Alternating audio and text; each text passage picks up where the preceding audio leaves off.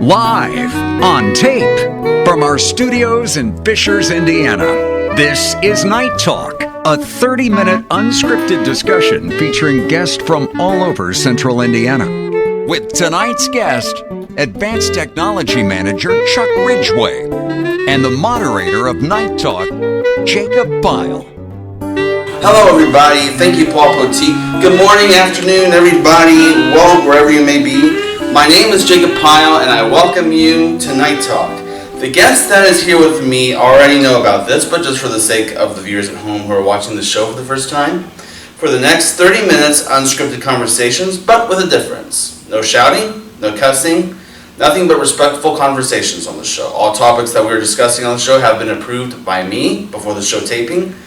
My guest for tonight is an application engineer who loves to talk about automation and new technologies in the industry. He is currently an automation manager for Horner Automation. Would you please welcome to the show, Chuck Ridgeway. All right. Chuck, thank you for dropping by. So, automation manager sounds like an interesting profession. What do you do as an automation manager? So, let me talk a little bit about the company first real quick, and that'll give some, perspective on what an automation manager is. That's fine. So, I work for Horner Automation, and, we've all seen commercials on TV, with robots, making cars and stacking boxes and those sorts of things. And we don't do robots at Horner Automation, but we do products that are programmable logic controllers is what we do. And those, just like a robot, when a customer buys a robot, it doesn't automatically start, making cars or stacking boxes. Whoever buys the robot has to program it to do that. So that requires expertise, right?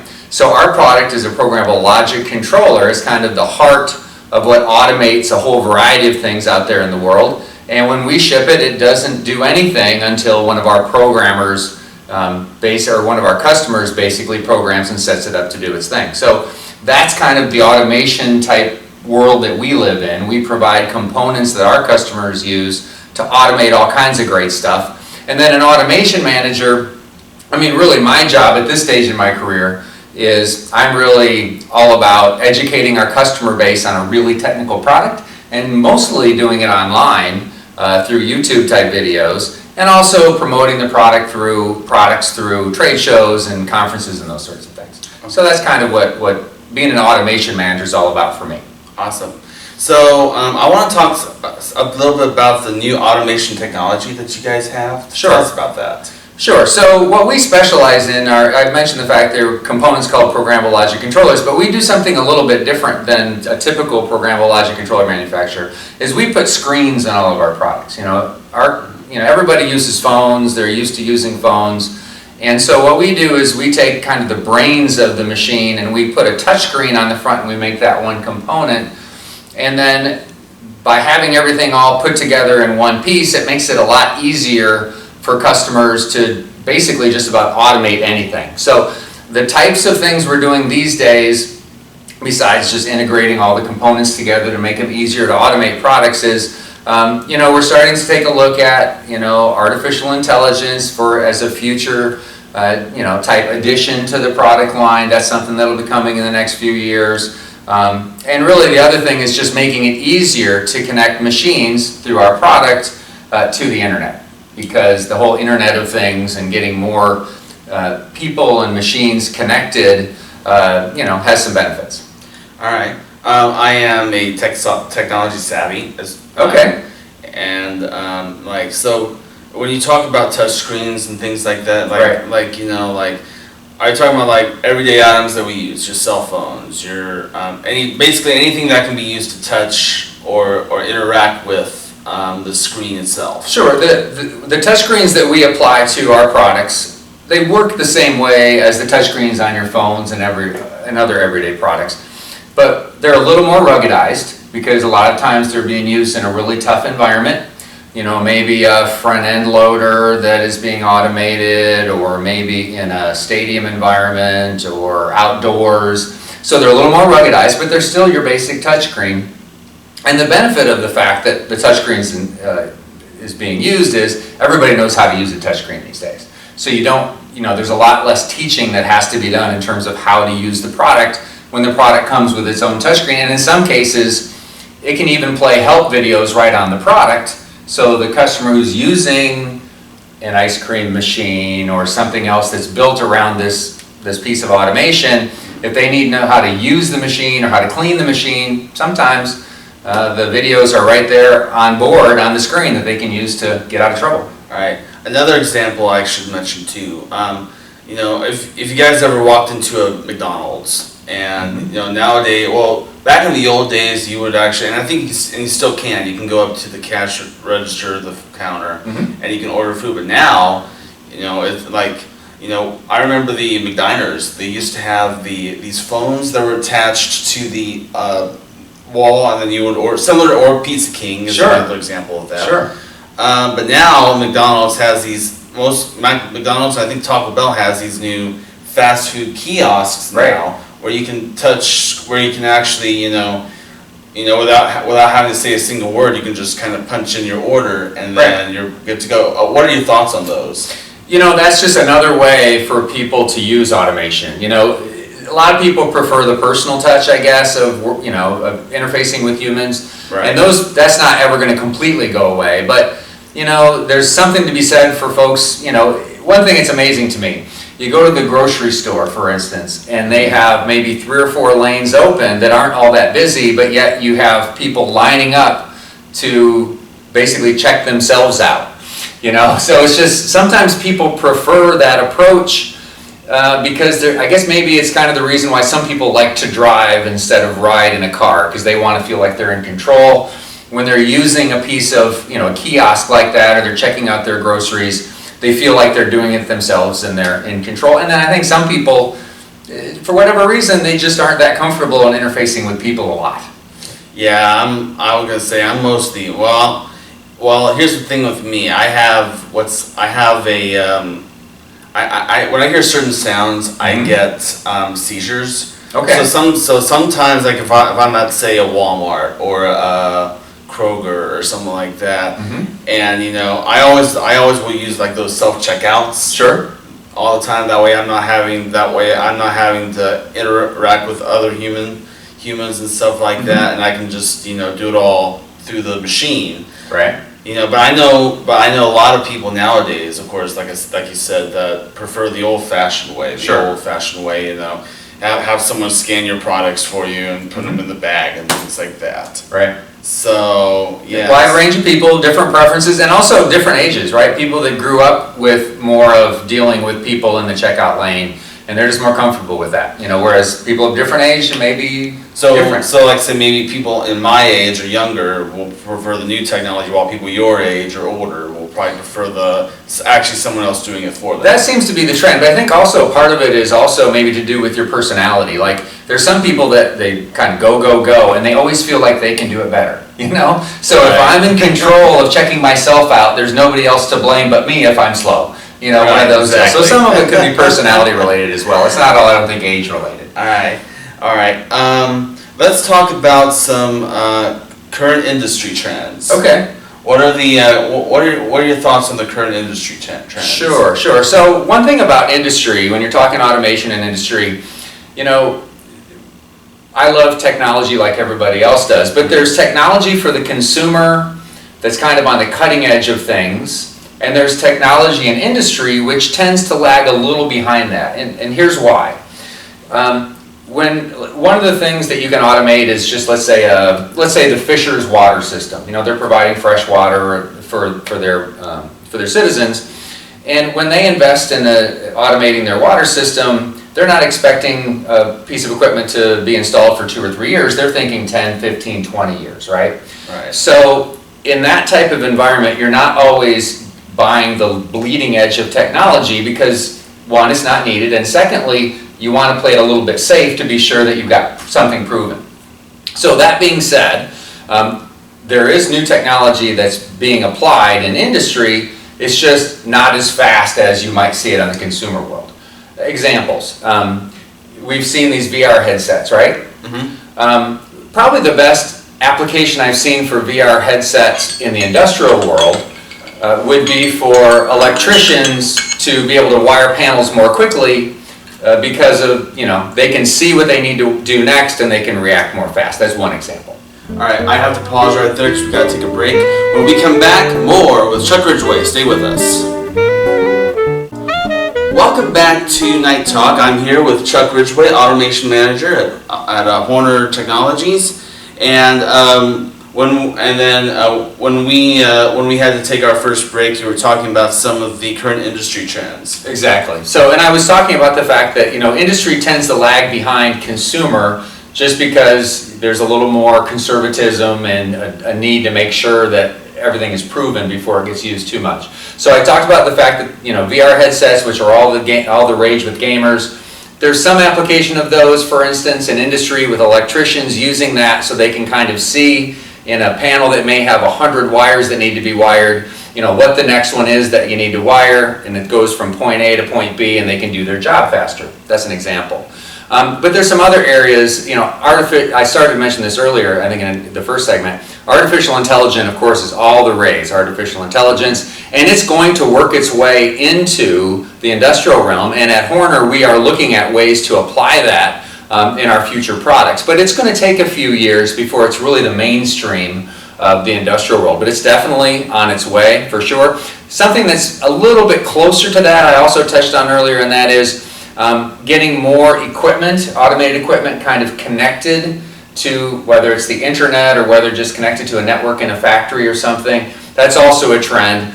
Getting more and more equipment connected to the cloud for the primary reason that getting data out of the machine can allow you, if you analyze the data from the machine, can potentially allow you to figure out how to make the machine more efficient, how to produce more effectively, make adjustments to the machine that ultimately will result in more efficiency, better quality products, and obviously more profit for the people who are using the equipment. Awesome. So those are some examples. Okay.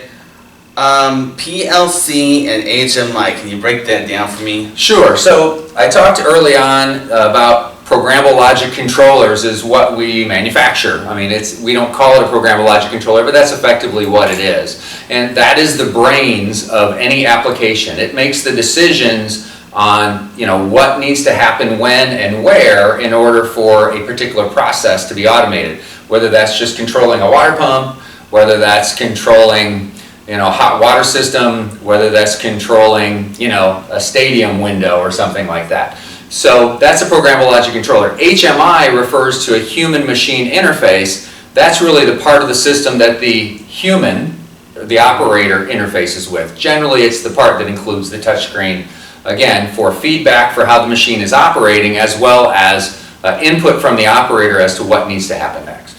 I remember when touchscreen first came out, I don't know how they did this, and to me, I still don't understand, but in the old days, didn't they, I remember these old pens, they're with these magic notebooks, where you can actually write something down, and then it's got a camera inside where you can take the picture of that. And I think touchscreen was like that probably back in the olden days. Is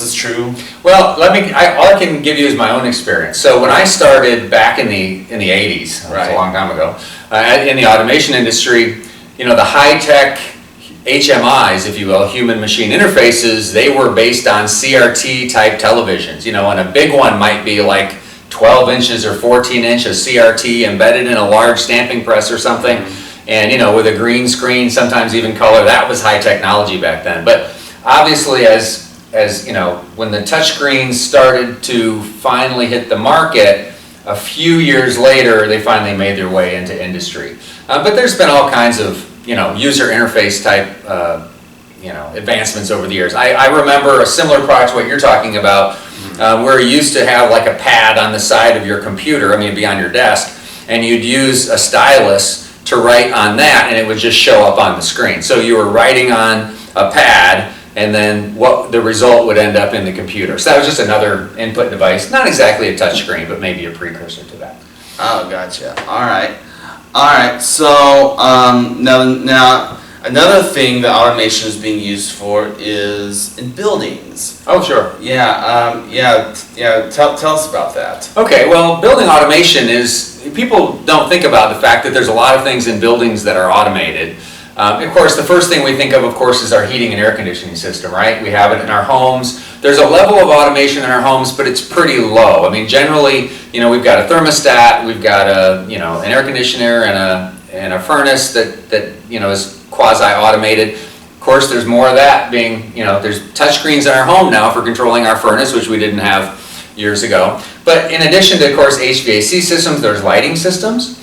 The light technology these days is LED based. It can be switched on and off. It doesn't have to warm up or anything like that. So that can be controlled.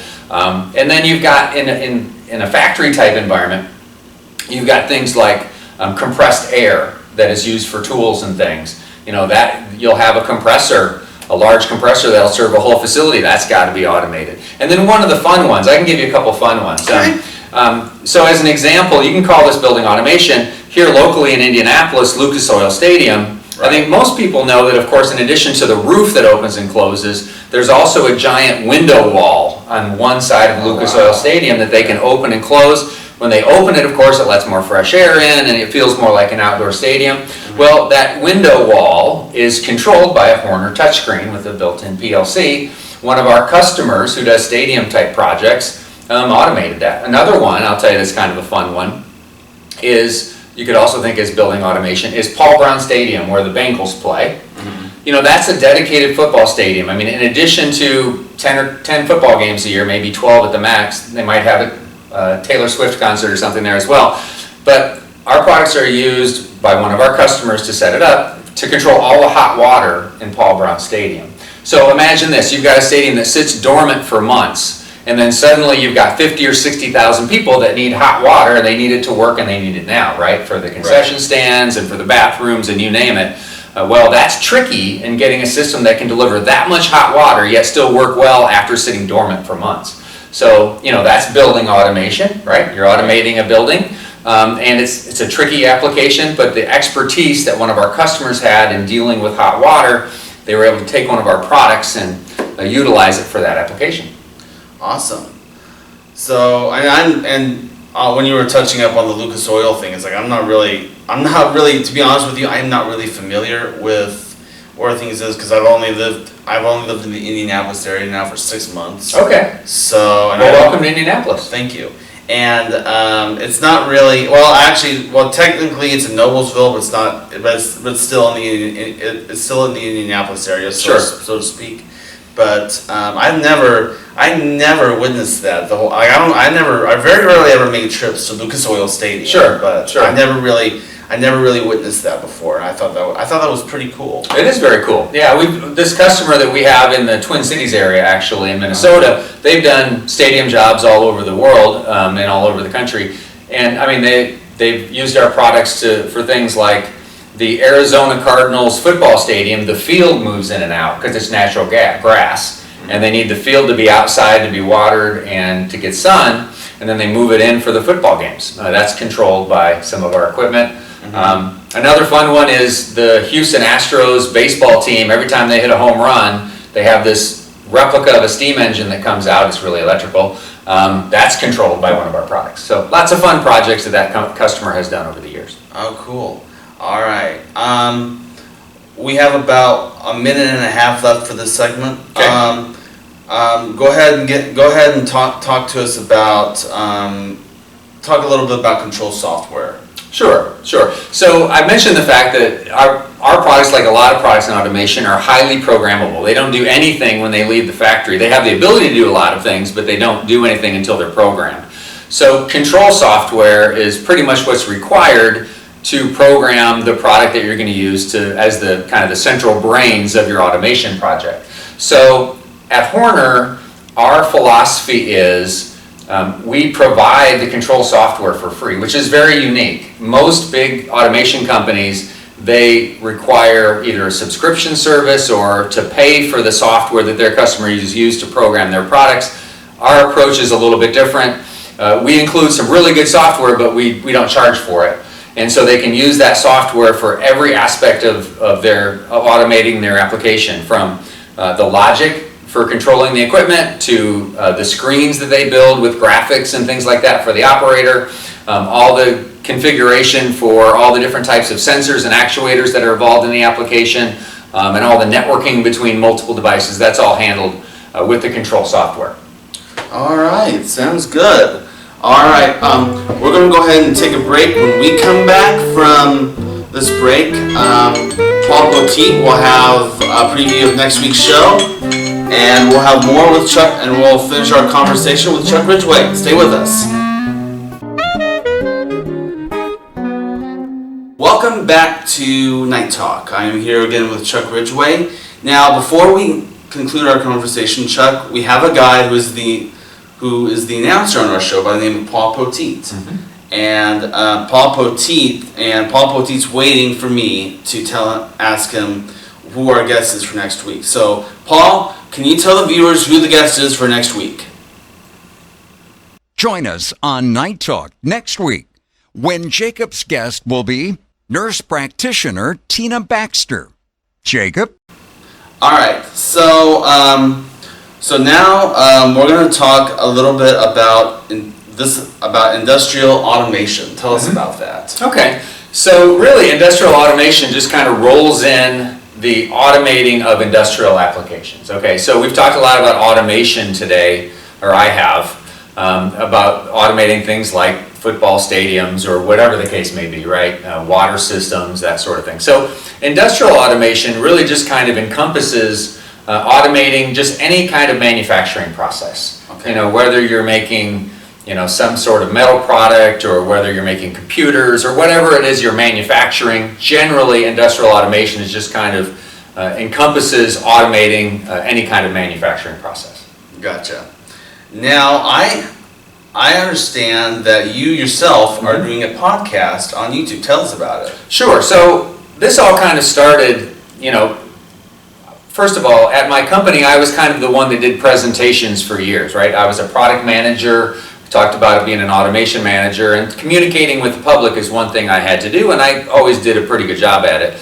But when we had the pandemic, it became a scenario where we could no longer get in front of our customers on a face-to-face basis because it just, you know, was deadly potentially. Right. So at that point, we decided as a company, and our owner basically said, hey, let's see if we can have kind of weekly online events to educate our customers and to tell them about our products. Because we have a highly technical product and it takes a lot of training. So, you know, during the pandemic, we started these weekly webinars. And then over time, it just kind of evolved, you know, it went from just kind of business software webinar type approach to more of a YouTube and live stream type approach. So every week on Tuesdays, we have, you can call it a podcast, you can call it a live stream, you can call it whatever you want. But every week on Tuesdays, we have a technical session where we cover one aspect of using our product in a industrial application or any application really, whether it's programming the product using the software, whether it is using a product in a certain way for a certain application, maybe controlling the temperature of an oven or something when you're making pizza or making any product, whatever. And we just do that on a weekly basis, and thankfully we have a really good team at Horner that is there to support me for things like the editing and some of the content creation and those sorts of things. That makes it possible for us to produce this weekly podcast, if you will. And we've been doing it now since, you know, mid-2020. Awesome. I just thought of another question that came to mind. Sure. How has automation changed since the COVID pandemic? How has it changed? Well, first of all, it continues to get younger. Okay, Right. You know, the users of automation. Traditionally, you know, a couple years ago, let's say 3 or 4 years ago, when I went and I talked automation with people, most of the people I was talking to were my age or not a whole lot younger than me. And so one of the things that's happened is my generation is starting to turn the reins over to the next generation. And so one thing that became very clear is the way the next generation wants to receive information on technical products like automation. So they want to be able to get the information, in a lot of cases, themselves by watching YouTube videos or doing research online. They don't want to spend a lot of time being in front of people. So by the way that we educate people on automation, that's been, I think, the biggest change I've seen. The other thing I would say is, while there was a bunch of work on things like sanitizers and those sorts of things during the pandemic, and rightly so, to kill germs and those sorts of things. Some of that has kind of backed off a little bit. So it didn't really end up being kind of a permanent scenario. It was more of a spur of the moment thing. So during the pandemic, there was a lot of emphasis on, sterilization and those sorts of equipment, whereas that's kind of died off, and you don't see a lot of that. But a big change is really the way we communicate to people about automation. I'd say that's the biggest change. Cool. All right. So we still have about 4 more minutes left of the segment. Okay. So where can people watch your podcast? Sure. So effectively, if they go to the Horner APG YouTube channel, okay, APG stands for Automation Product, or what does it stand for? I've only worked there for 30 years. But anyway, you can go to the Horner APG YouTube channel, and you'll find 200 or 300 videos there covering all different aspects of automation. Some of it very much geared towards our products, other very more general purpose. So if you just want to learn more about some of the industry standard communications networks or some of the trends in communication, as an example, we have some of the better podcasts you'll find online that can help you educate on those topics. Things like Modbus and Ethernet IP and MQTT and those sort of buzzwords that mean things to automation people, or people learning about automation that don't necessarily mean a lot to maybe the layman. But yeah, go to the Horner APG YouTube channel. And then I say, I'm interested in one of these automation topics that we just discussed about tonight. Sure. How can we get a hold of you? Sure. So first of all, if you're interested in automation at all, even if you don't necessarily have a really technical degree, we have openings at Horner Automation for entry-level positions in a whole variety of different areas. So we'd love to have you consider Horner as your employer. We're a pretty good-sized company, but we're family-owned, and we have a lot of fun at work. So I would say that's one thing to consider joining the Horner team. If you need to get a hold of me, you can always email me at chuck.ridgeway@hornerautomation.com. That's one way you can get me. I'd love to answer any questions you might have. All right. That is, we got about 2 more minutes left, and I think that's pretty much that's pretty much all I had planned. Sure. So, did you want to say something? Sure. If you have a couple more minutes, I can tell you about a fun application, if that's okay, to kind of fill up the time. So effectively, one of the neat things that we've been working on, kind of with a partner, I can't name the partner, but understandably, right? There's a lot of these automating of vehicles these days, right? Right. Self-guided vehicles, remotely controlled vehicles, that sort of thing. So one of the things we've been working on with a partner at Horner Automation is we've been working with a good customer of ours on automating some heavy equipment that's used outdoors for excavating and those sorts of things. So, where the operator of the equipment can use, effectively their phone or a joystick to remotely control the equipment in an environment where it might be a little dangerous for them to be sitting in the cab, if you will. So again, that's one of the kind of more modern, kind of fun things that we've been involved in as another project I thought I'd tell you about. Okay, cool. All right, so I have a little bit of an honor I have to give you because this is our second episode on Night Talk. Last week you saw me talk to myself. You are our first official guest. So Terrific. You've made history as our first official guest on Night Talk. It was my pleasure. So, and I appreciate you coming by and talking to us. We have a tradition that we do at the end of every episode. Carol Burnett, on the old Carol Burnett show, used to do this. During the closing credits of her show, she would have the guests sign an autograph book. So I'm going to let you be the first person to autograph the autograph book. While I say thank you so much for watching, my guest for tonight has been Chuck Ridgeway. I'll be back next week with another guest for you. And until then, for Paul Poteet, Chuck Ridgeway, and myself, and all of us on Night Talk, thank you for watching, and we'll see you guys next time. Until then, good night.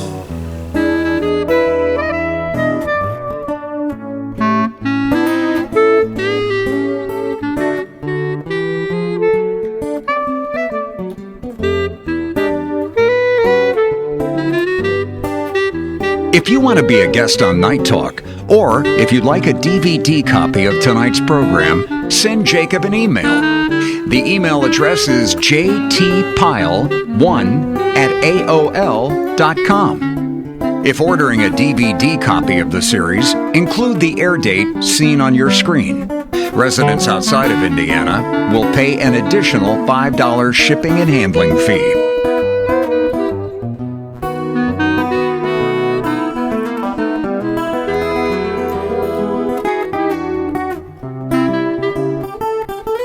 I'm your very tired announcer, Paul Poteet, speaking for Night Talk, a Pyle Media Ventures presentation.